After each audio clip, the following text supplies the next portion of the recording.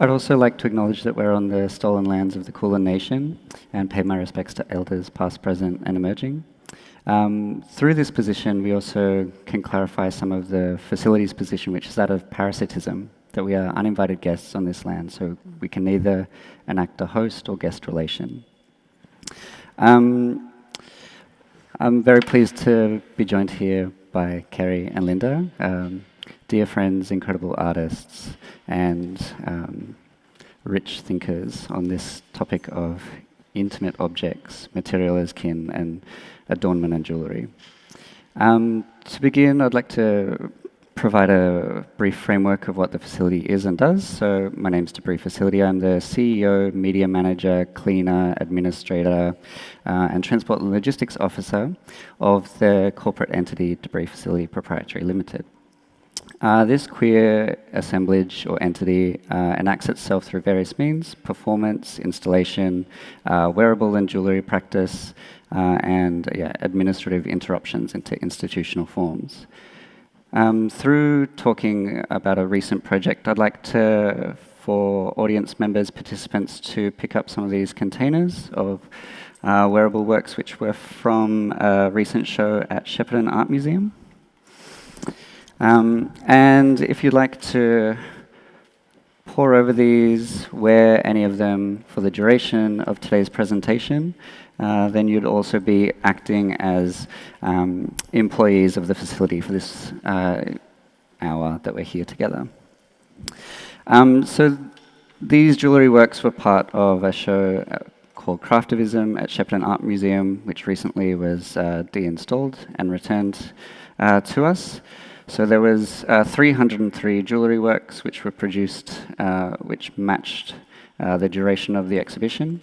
During the course of the show, there was a showcase with all of these works installed in it, and we made a dummy of their donation box, which was sitting next to their entrance donation box.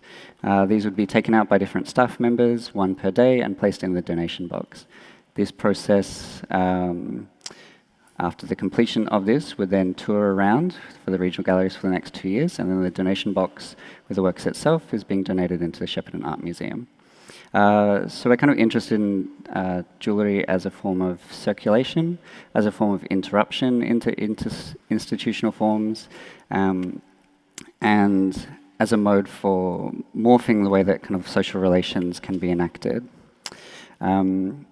This textile, which is printed in front of us, has an image of a 7mm gold disc, which we made in collaboration with Andrea Simmons.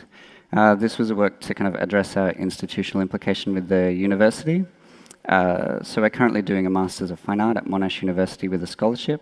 This was a way to parasitically inhabit the institution and vice versa through this gold disc being inserted in the crook of my hand here. So this was a process of having then the golden handshake being enacted with the institution itself. So yeah, through these kinds of processes, we're really interested in the ways that we can constantly be moving with and through kind of adornment and jewellery. Our daily practice of wearing our own work and work of others is another kind of mode of kinship and implication that we kind of want to enact in the world too. And that means that it's kind of a storage facility or a point of sale, retail kind of like enactment of our practice at all times too. So yeah, we work from a non-binary platform, both in gender and within a broader scope of disrupting other kind of categories: labour and leisure, camouflage and visibility, optics and haptics, improvisation and composition, signal and noise, the singular and the multiple. And so through this we kind of want to enact complex ecologies of materiality and care and affect that jewellery can be a vessel for, that can transform these things to an extent. And yeah, we've kind of been compulsively drawn back and back to jewellery through its ability to interrupt certain boundaries, through the way that it can leak into all manner of different kinds of fields. I wonder, Ceri or Lynda, how you might kind of like see the way that jewellery or adornment can kind of act as interruptions within your own work or within broader culture.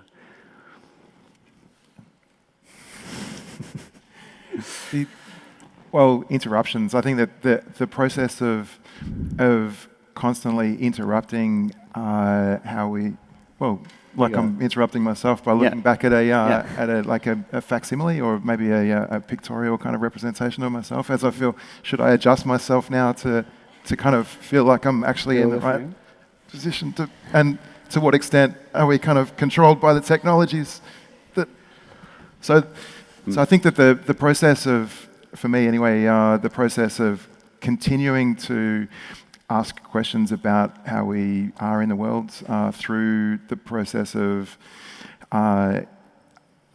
engaging with people through, like often through gifting small objects that have been changed in some way to start that initial kind of disruption that then enables a deeper conversation than what would otherwise have happened is pretty much what I get up to.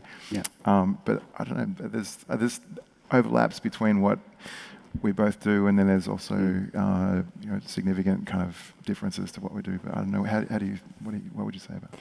I think, we're, as Public Assembly, we've got a practice where we remake wearables from found objects, but a lot of the time what's interesting is more those conversations that come out of that process. But also, for me, that in terms of disruption has been when I've been working inside a system of power, and that's been happening for about 5 years ago when I worked inside a bureaucratic system, and how the material, I suppose the process of remaking wearables suddenly took on a really different kind of lens. And the negotiation of wearing them but then giving them to other people inside that system became really fascinating. And it wasn't until I left that I really understood what I was doing in terms of cutting up rules or folding rules or using very specific materials. Although when I first went into this system, it's like the lanyard,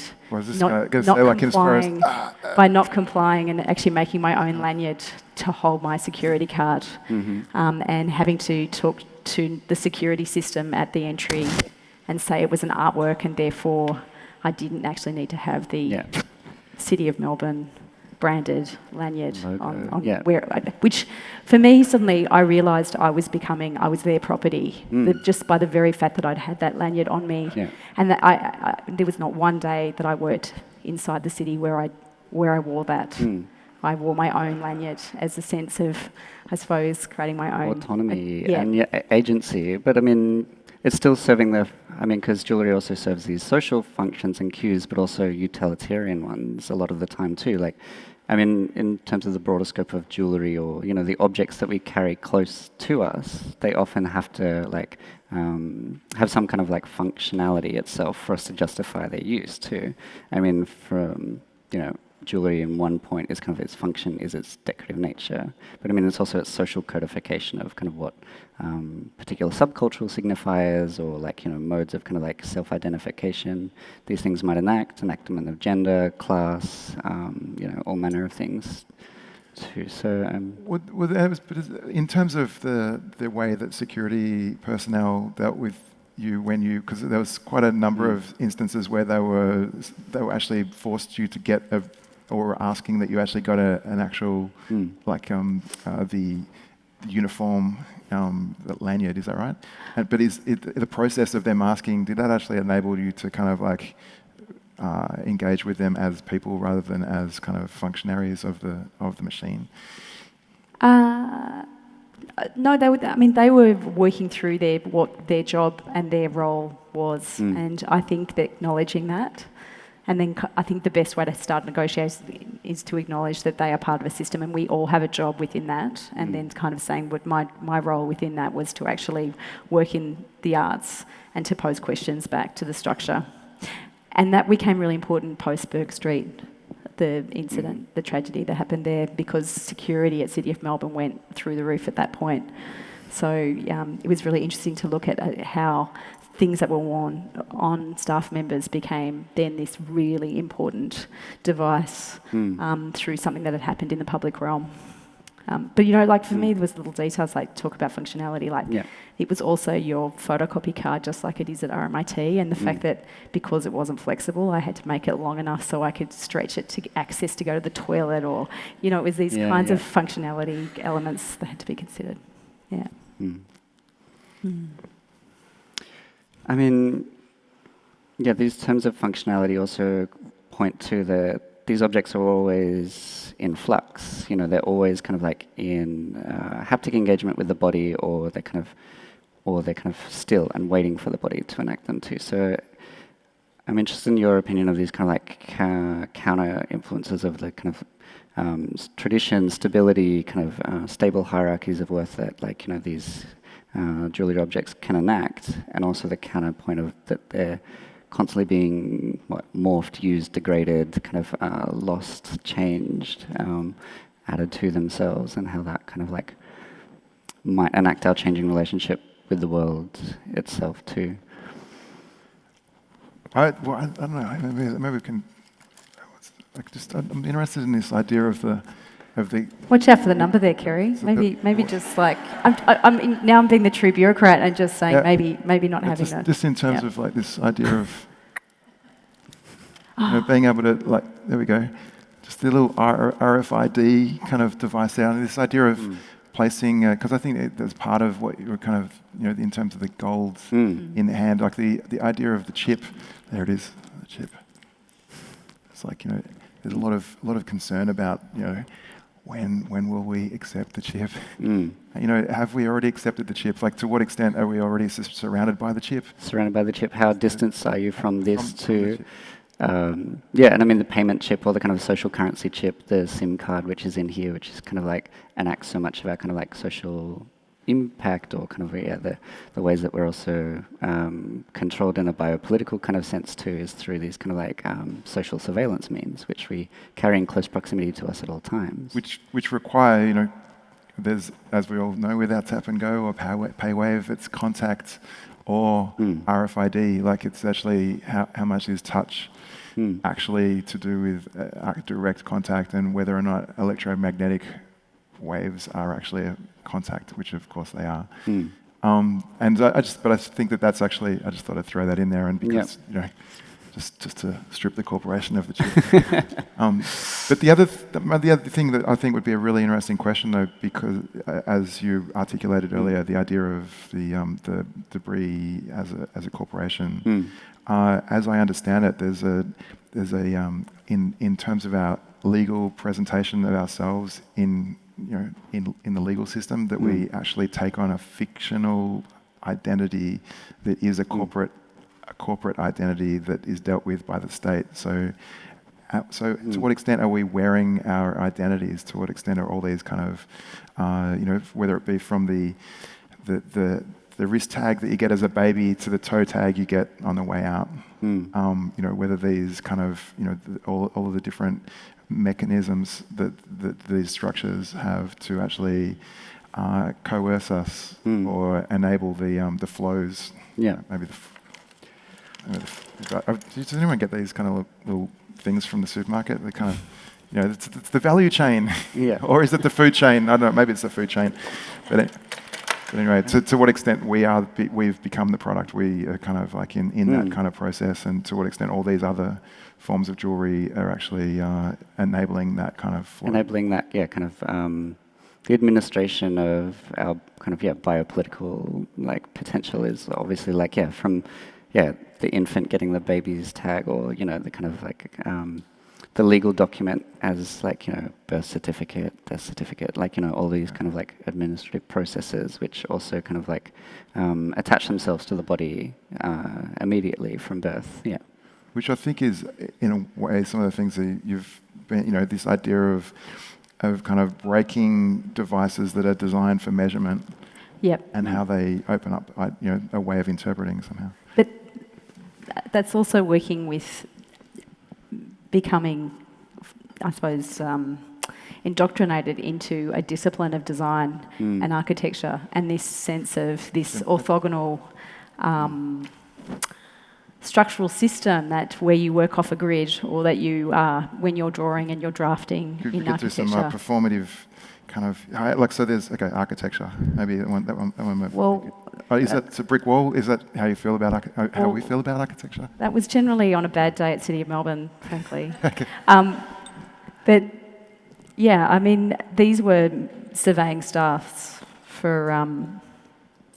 So you know, using, I suppose the thing is, it's around that idea of the singular measurement and the, you know, the Western linear kind of idea, and how that can then be blown up, and that we're not all going to go and sit within these structures. How do you fold that? I mean, this is from actually the Victorian era, of which Melbourne, you know, is a Victorian city in terms of its colonial setting and structure, and I mean, we sit within a city grid, so you know, these kinds of how do you push against that when you're actually working for a city or a structure as such? So yeah, I don't know, but and if it can be measured, it can be traded, and in a way I think that this is actually, some of these questions are about it's about the questioning in some way or another about the flows of stuff that surround us and constitute us. You know, like we're actually, whether it be supply of like whatever kind of reconfiguration of resources that happen to be located wherever on the planet, and the various forms of exploitation that are inherent in the delivery of those things to us, to what extent the ethical requirements of us to actually in the world, or this notion that Clementine puts forward about like material as kin. So kind of like if we look to kinship structures, kind of like an idea of care or family that also engages non-human forces. The family pack. Family pack. There's the family pack. Well, actually, that's kind of interesting. The recursion, maybe it's the idea of the family pack. You know, how many generations? The family, because it's reproduces itself endlessly through these kinds of. That's it, because it's like the cornerstone of civilization. The idea of the family that is infinitely reproducible. But whether or not that's become redundant now due to I know there's probably a little bit of give in it. Ceri, is that made out of plastic? No, that one's that's recyclable somehow. No, it's I don't know. Maybe it's probably got as much nutrition as the actual product that was. But yeah, this idea of kind of kinship or care that we can give both to and for materials, or how these kind of things can be exchanged, and the kind of like the kind of ethical imperative or implication for this too. So maybe she's kind of clarifying best in the video. Maybe we'll switch to this and watch Clementine Edwards' video for material as kin. Is it this one? Oh. HDMI one.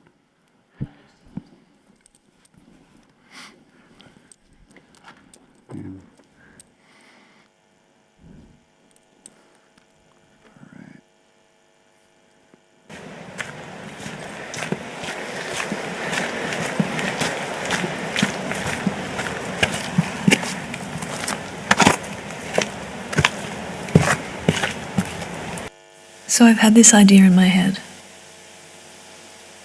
It started in 2014 when I read that a person overcome by something might touch an object, say a squishy ball or a soft synthetic fur, and it would ground them, bring them back to the present. It became a wish to make that ball, that fur, those materials, my kin.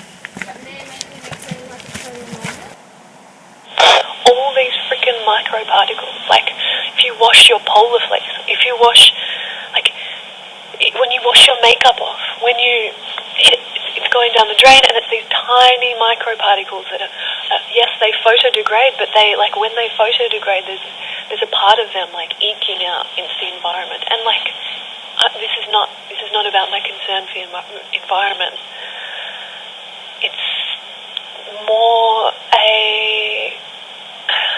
I don't know. It's a way to test this thinking, this video, I guess. I'm interested in it for its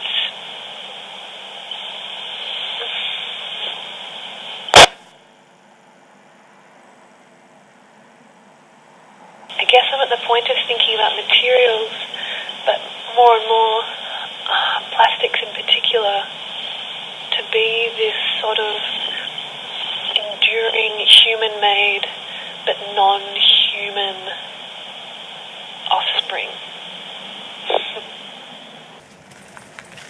Yes, and so they're talking about selling off the land that they selling off their land to fund another round of IVF.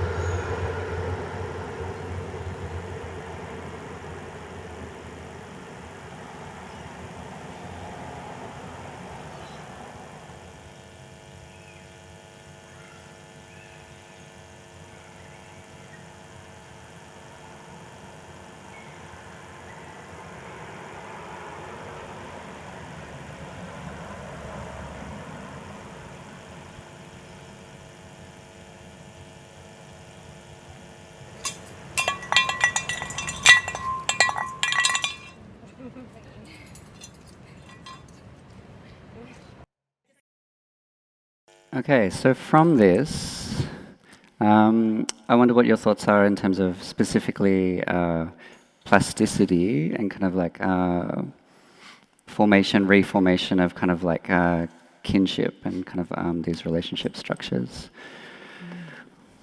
Do you want to go?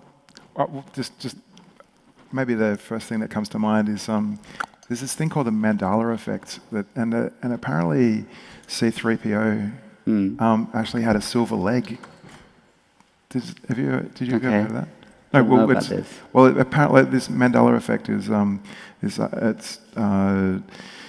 it kind of alludes to the plasticity of memory. Maybe that's why I'm tying it in here. And so there's on the level of the material, and what's not material. It's a very interesting question as to whether or not energy and matter are the same thing, and at what level they're the same thing, and whether or not consciousness actually has an effect on the material world directly, or whether consciousness is just an epiphenomenon, like a bit like the steam sort of, or the kind of rising heat from a cup of coffee. Like our ability to cognize or think is sort of just an after effect of all the material things that are happening. But whether or not it's an after effect or not, like this idea of memory being plastic and mutable, and the Mandala Effect is kind of whether or not it be a pile up of a variety of different mass media that actually destabilizes our capacity to have fixed memories about things. But getting back to C3PO, and I'm not even sure whether this is the case or not, but apparently he had one silver leg from the knee down, and so anyway, that's kind of the Mandala Effect. Yeah, Lynda, do you actually think that plasticity, is plastic itself as a material enacting its own plasticity, or is it like is it enacting a rigidity that's kind of like can only be degraded or proliferated in the world? I loved the quote from Roland Barthes about that idea of plastic and that drawing out of that raw material and turning it into this material that can be used, and there's a sign of humans' power over the environment. And I suppose this is what's been really interesting to think around. And I suppose I went boffening back to Donna Haraway because we're all looking at this idea of reconfiguring our relationship to the earth. And, I think there's the plasticity of the material itself, and then the fluidity, of course, and that's what was talked about. Yeah. I think we work, there's the materiality, and then there's a fluidity of which we work with our practices. You've got the found materials that are the kind of the things that come forth that we then use. Yeah. And then there's the process in which we then go through and process materials, and then there's the plasticity of the relations that come from the that. social relations that should Totally. be kind of like a plastic or, bonding device, this kind of... And I think there was that thing of uncertainty, which I thought was really interesting, because you can never know where something's going to land, or where all those pieces have gone. Have they all landed back in here? Have they gone out? What's the certainty that you have, and what's your expectations in that process? And that level, I mean, it's possible that the material that's being worked with, maybe to paraphrase what I was saying before, is neuroplasticity. Yeah, that's itself, kind of, these are the decoys or the toys or something for something else too. Yeah, and the reconfiguration of our existing understanding of the world, what kind of, micro interruptions enable us to kind of, or even give us the possibility for reinterpreting the world. I think there's actually it's like, if we don't have the agency to actually reinterpret things or interpret things differently, then we're effectively in a kind of totalitarian structure of that moves towards a singular interpretation. I think that's actually quite there's an interesting kind of question there as to whether all forms of technology collude in some strange way to impose singular interpretation on the world ultimately, whether or not that's, I don't know, is that the kind of plasticity, when we're ultimately totally plastic to that? But is it also what's made our society and has been our greatest downfall, which is exactly what we're dealing with right now? Yeah. Well, that's what I was asking about. These kind of, say this little guy here. Where is it? There's some manacles. In terms of jewelry, that's. Well, yeah. Is jewelry then the lock or the key? I mean, how can it allow for kind of a fluidity or an opening up of social relations, and how can it also lock them down completely? How can and also is the only escape from jewelry to divest yourself of your body? Well, that outlives you. There's an escape artist. It's previously owned by an escape artist who's no longer around. But I don't know. Anyway, that's just a... Ceri, sorry. Pass that one around maybe. But I did actually grab a few tools, because while the camera's set up here, I did grab a few tools that might be, because this is a little tool for putting rings in pigs' noses. Hang on, maybe I'm line mode. But it conveniently kind of, maybe not conveniently, but it does actually happen to fit a $2 coin, which is also a double-headed coin, which there's a whole lot that could be said about that as well. But what's your take, Debris, on the idea of plasticity? I'm really curious. Well, I mean, I think the idea of plasticity, informs kind of one making process generally, but it's more the degradation, proliferation, that something splits and moves forward through the world too. I think the plasticity then becomes the social relations after this kind of object is formed. It's also formed always under heat and pressure, which I think is interesting to note too, that these kind of material forces then are kind of formed in this one way and then dissipate too. And I think the proliferation, the dispersal of the works of that plasticity is really vital to the work itself. Because a lot of your material, when it's interesting when I think about some of your work, you're working a lot with found object that might be plastic, and then there's this forming that's actually with a polymer that's also, that has fluidity. So there's this really interesting counterpoint and relationship between those two. The liquidity of these social forms. This is, I'll do it like a slow kind of... This is I had to really find this in the archives. This is a piece of jewellery I made when I was first moved to Melbourne, and it's a Fresnel lens from a laptop screen. And it was something that started a conversation between Ceri and I very early on in our collaboration. I think, Ceri, you might have even given me the laptop screen, and then I pulled it apart and... but what was interesting is the rigidity of the plastic and the materiality, and then it's splitting and then having to push back, but then it's still a really strong structure. And I suppose I'm always conscious that I have this architectural orthogonal. It's just either I'm wearing it or it's wearing me. I mean, it's the mental structures that of doing the methodology. I mean, I'm fascinated by the method that these things then drive. And I guess that's why I'm also drawn to this kind of maybe Mobius parasitic mode of inhabitation that, it's both one and the same, that it's wearing you and you're wearing it, and you're like implicated in this relationship with each other too.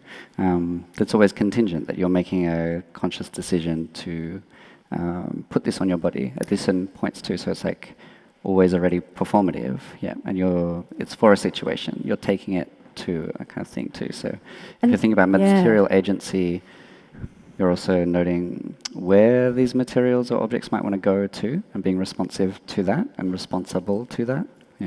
I think it's really interesting because I know we have quite a lot of makers also in the audience, but that relationship of when you wear your own work, I think it's a really interesting thing about these unspoken rules of when you wear your own work and when you actually wear other people's work and what that represents. And I feel that we are makers who, you wear a lot of your work in your pockets and they're hidden and revealed, and then they're used as a mediated device for an exchange.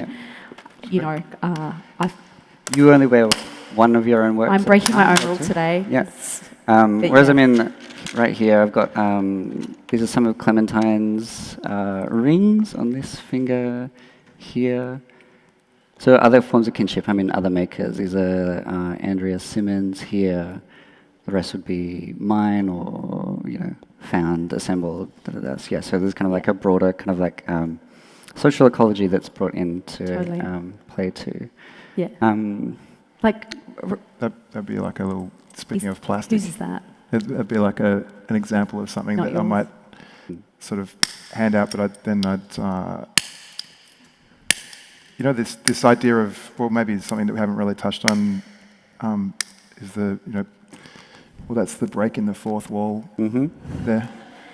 So the performance of jewelry, are we, if that, because that used to have this green. You don't have a green room here at the hub where we're thinking we could prepare ourselves and step onto that stage. But now that we're under surveillance all the time, there is no green room. It's like there's no green room. There's no green room. No, there's no green room. There's no green room. But there's some very high tech pieces of jewelry. This particular piece over here is. Do you want to turn the camera onto the camera, because this is really fantastic. I think you need to be This is a fantastic apparatus going on right now. Like, it's the best. Possibly on breaking the fourth wall. Can we also acknowledge that we're in a room filled with lots of other people, participants? They might have their own thoughts, ideas, comments, queries too. Maybe if we can open up to any of those. Can I just ask about how many people will wear their own jewellery? So it's not very assertive, but it is a yes. This is good to see. And I'd be really curious to know when and where and in what context.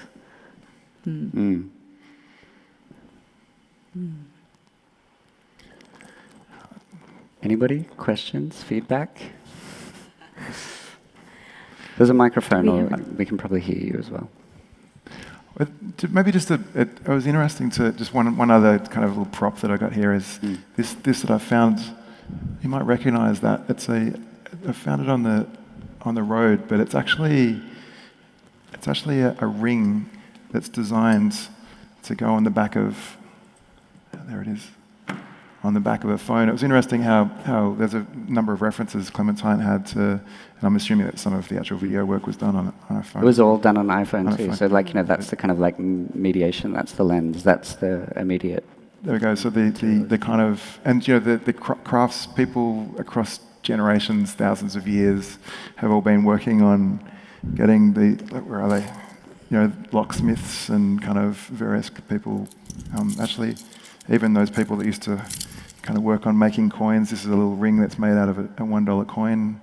It's now worth about $5,000 because that's about the fine for carrying defaced currency.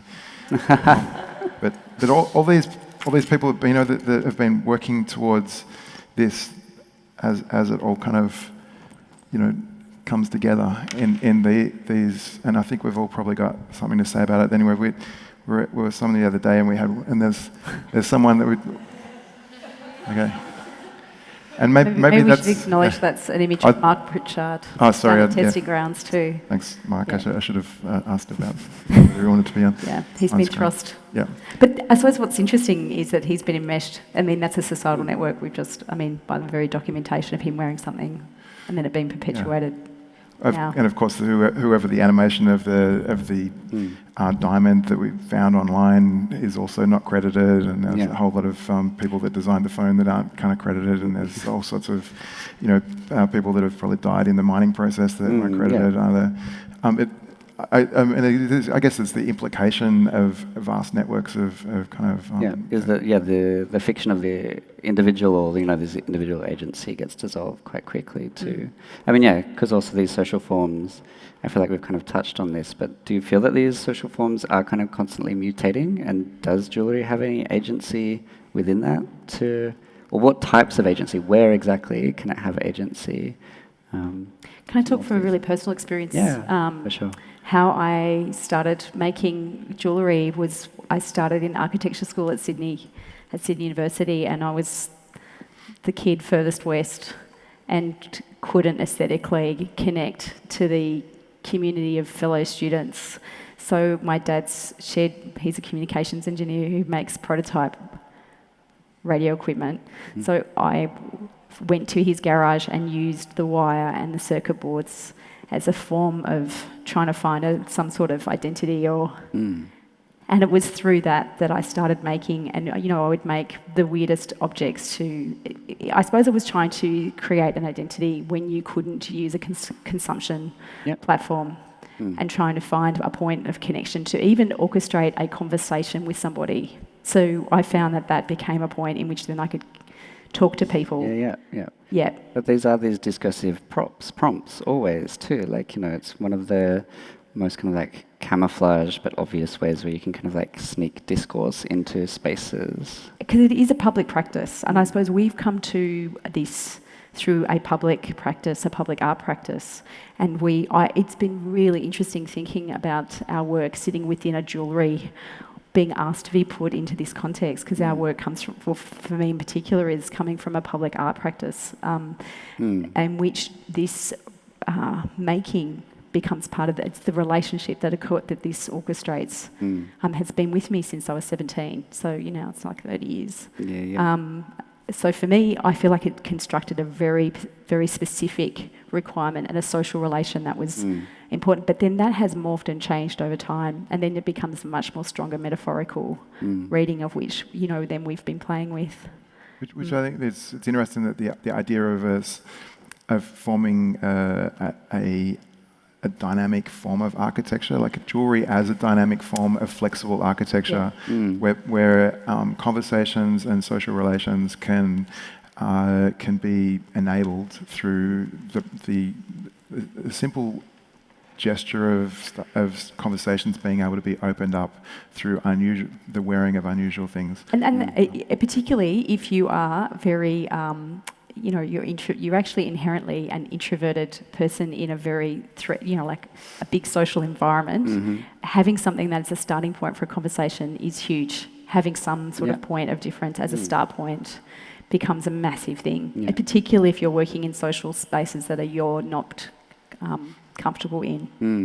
But I mean, a lot of the work I will give away, and the most joyous thing is when things have gone out and then I see them back, and what that represents. Or my advisory panel for the City of Melbourne, I gave Ceri and I worked on cutting up keys, and we gave keys to the city to everybody, and then I wore those every time I fulfilled my promise to them. So, there were these things that the sense of. So when the public art framework was endorsed in council, the exchange potential too, the kind of morphology of social forms that when you give something, that enacts another kind of relation of care, or social bond that might or not be reciprocated, but I guess it's also some kind of investment in exchanges that don't follow linear capitalist kind of hegemony too. Yeah, exactly. And they can be, it's multiple years. I mean, this is not working in one moment, but multiple years of having ongoing connections with people.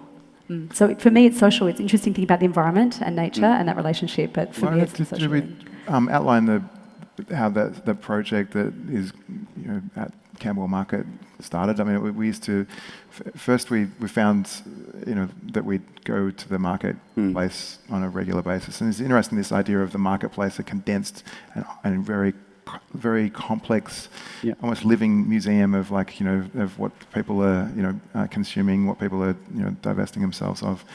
And we found that we enjoyed going to the market, but we also found that we'd come home with something and start making and doing something. But then we thought, well, folding that into the same activity, we then set up some shopping trolleys as making benches, and we'd go along to the market, find things at the market, and then turn them into wearable objects that we'd exchange just for on the basis of a donation, like whatever you think it's worth. But that in a way was this kind of an attempt to to question those flows that we take as for granted, these ideas of what's something worth. I mean, you just hold the barcode up and then you put it against the machine and that's what it's worth. But to actually be faced with the question of what the value is actually the larger part of the project in a way. And that's for us as well. What is the value of actually a connection with someone, with an exchange with someone, to kind of decode the complexity of the world that we live in through these processes. And so just as a quick kind of description of how that might relate to on these bigger kind of forms. I think we have a few more minutes. We do have, we are open for questions if. Debris, you're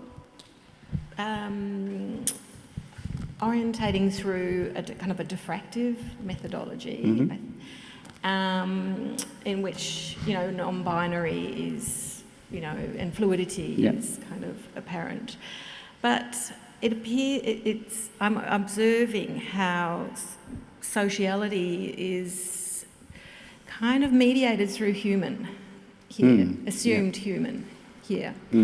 And so I guess my question is, are we not, are we able to destabilise that anthropocentrism, or? And so, in fact, are we not only potentially acting sort of in a non-binary by an ornamenting, but we're also potentially entering our animal?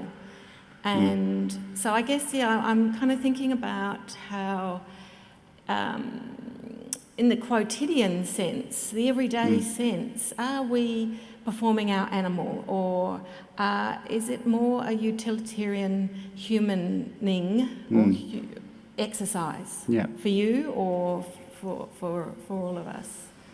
I feel like even though, jewellery as a process is obviously really heavily anthropocentric, I think it also, these implications of desire for adornment also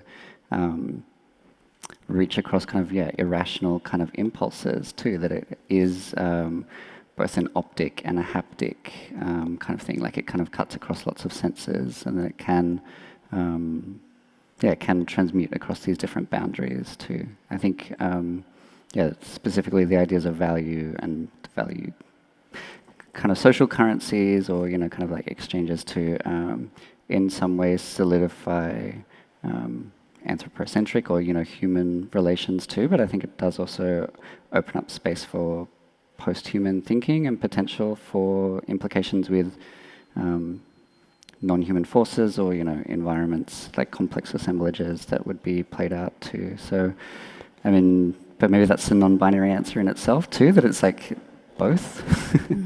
Do you have thoughts? It's what's interesting. The one of the lines in the film that we just watched from Clementine, and it's the communication the inclusion of the radio and at the tail end of the radio copy, do you copy? And I'm wondering whether or not there's something that kind of, it reminds me of a description I think Paul Virilio expands on of that there was the atomic bomb, then there's the information bomb and the genetic bomb. And I think that we're kind of entering into a process where the dissolution of a lot of the previous kind of categories that we had come to understand is underway, partly because of the scientific capacity to actually to kind of almost enact a diffraction of all living things. All living, anything that has DNA can be recombined potentially. I think that opens up some incredibly kind of complex questions as to what level of intent and what level of kind of collective decision making, if there is any potential for that, because it actually asks a lot of questions about how we're represented to make those decisions. Yeah, and how those processes happen. Yeah, and I think that these are some of the really possibly the much deeper questions that hopefully are productively opened up by what what we've been talking about today. But I don't know if that's sort of maybe to some extent. Another question? Do we? It's sort of a comment. I feel like we've moved on. Yeah.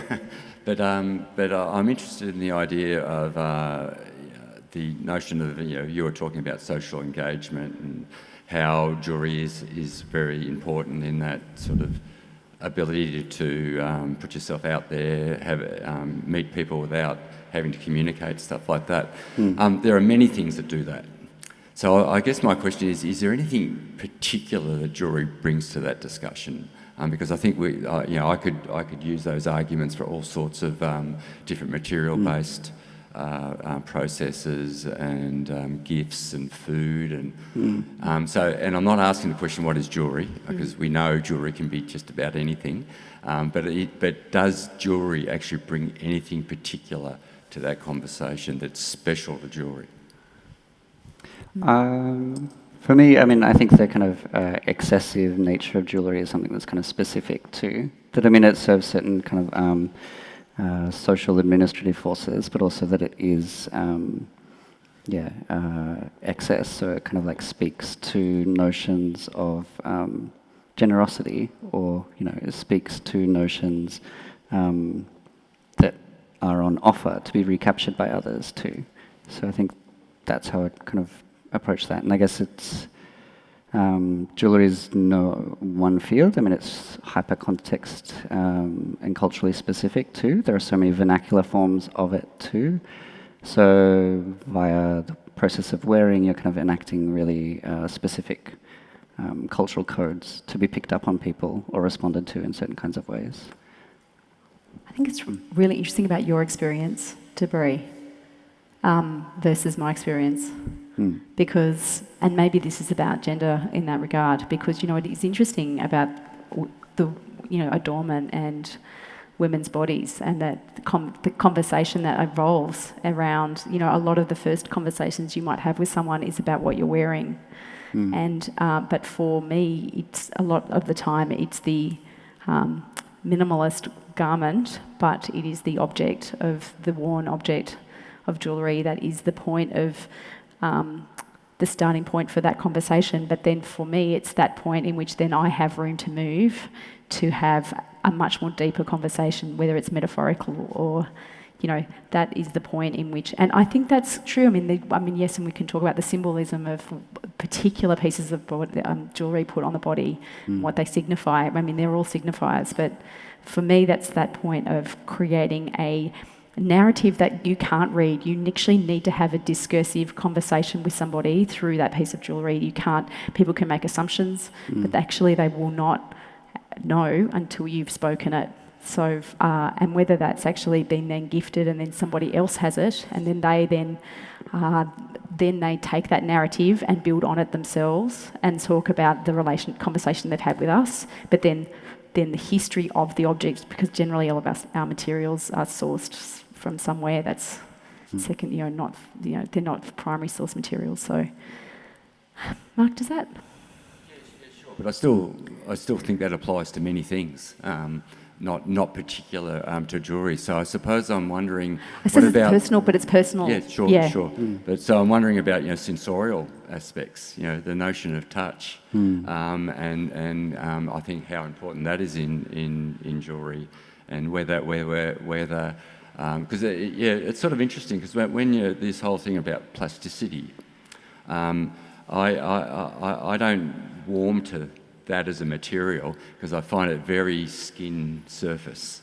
I don't think of plastic as something that has a grain like timber or anything. So in a more sensorial idea, I wonder whether that's what jewellery can actually very particularly bring to not just the wearer but also to the viewer in that sense of touch and being tangible and those sort of wonderful aspects. But it is interesting to think about. I suppose and I only you might be able to talk to Clementine's practice, being more familiar with it. But I think that what's interesting about the people who are here, that actually we are exploring the metaphor, the idea of jewellery, while we wear, and there is still we're using jewellery metaphorically rather than the sensorial experience. I don't know. It'd be good to. That's something I've been curious about asking Debris because I'm just wondering how you feel about being put in this kind of context of contemporary jewelry practice as a kind of much more rarefied. Almost museological sort of practice, where it seems that, in your case, it seems almost like you're trying to pull away a bit from sort of overvaluing the actual object. It's almost, not entirely, but, it's almost a bit like it could be anything. And what is much more important is, the fact that I'm now sitting here wearing your rings. And what they look like is a little bit more random. So I'm just wondering how your relationship is to that rarefied sort of field. Well, I mean, some of the compulsion to start working with jewellery was because it enacts so many hierarchies of worth too. And so being able to kind of participate in that field and kind of maybe add some kind of noise to that kind of signal, these kind of really defined hierarchies of worth, has been kind of... Are they allowing you to do that in that field? I'm not even sure whether I am or not in the field too. I mean, I guess I'm right here right now too. I guess like many artists, we can kind of exist in overlapping modes of practice and modes of discourse. And I guess jewellery is one way that we enact our work too, as a constant mode of kind of proliferating our work and ideas. And I think this notion that that you're wearing it is important. The kind of broader kind of meta structural elements of what's kind of going on is important. And compositionally, there are kind of things there which might or not be important. But I think the idea of improvisation or kind of more of a de-skilled kind of work practice and methodology has been really important to disrupt the super reified idea of contemporary jewellery within jewellery context too. It's interesting to read that you're working some of your modes of practice as an organisation sits within a museum though. So, whether you work in ACCA, for example, or your recent work at SAM, I'm just interested in that, you are playing with that. So what's your relationship in the museum in that regard? Because they are jewellery projects per se of in one point, or you could be using jewellery as a subversive device to then enter and then critique the museum. Yeah, and I think that's kind of how it's operated too, that it is a really easy way to sneak things in or under the radar. And because there is the proliferation of these kind of works too, that then the flows in and out of the objects in the gallery too is kind of most vital. I think we've been called. I think we've had a delightful hour. So I'd like to thank you all for Ceri and Lynda for your great participation, and Design Hub team. Thanks so much. Thanks, And I'd like for you to come up here, return the work. I've also produced an audience feedback survey so we can have quantifiable data for your experience here.